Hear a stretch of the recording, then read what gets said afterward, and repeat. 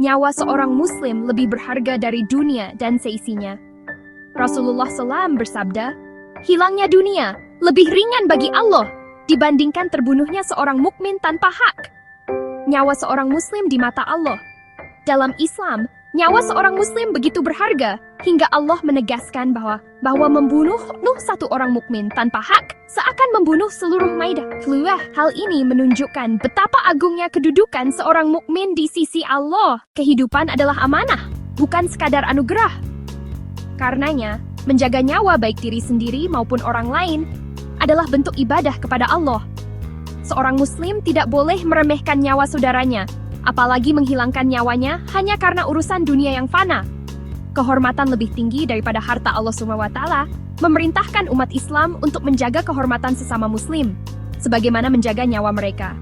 Rasulullah dalam khutbah wada menegaskan, sesungguhnya darah kalian, harta kalian, dan kehormatan kalian haram atas kalian sebagaimana sucinya hari ini, di bulan ini, dan di negeri ini. Islam melarang keras tindakan membunuh, mencaci, memfitnah, dan merendahkan saudara seiman, karena semua itu termasuk dosa besar. Umat Islam harus menjaga kehormatan sesama muslim, tanpa memandang perbedaan duniawi, jabatan, atau hawa nafsu.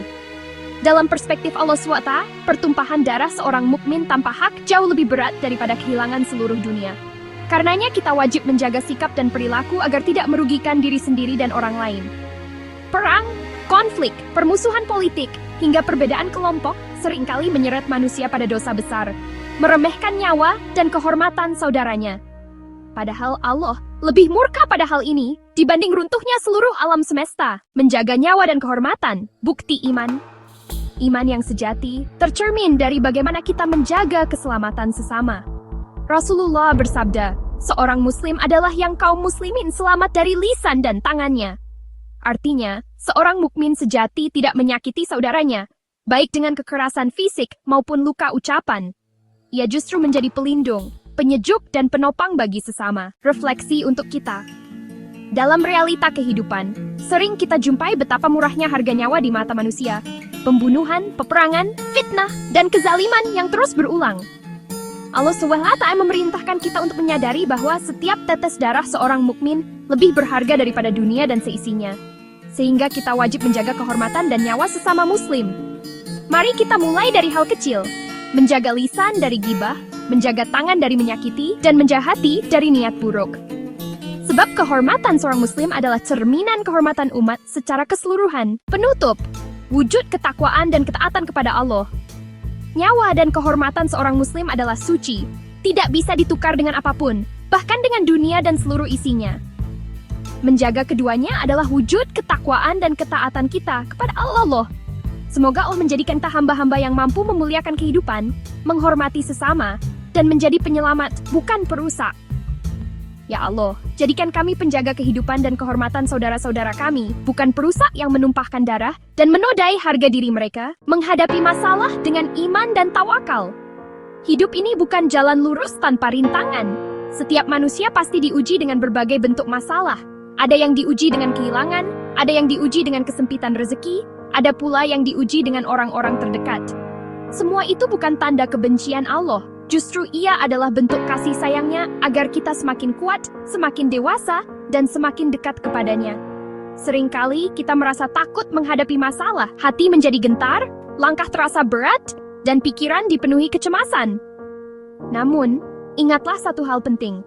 Allah tidak akan membebani seseorang di luar batas kemampuannya. Itu berarti, setiap ujian yang datang sudah diukur dengan sangat tepat oleh Allah, sesuai dengan kapasitas kita.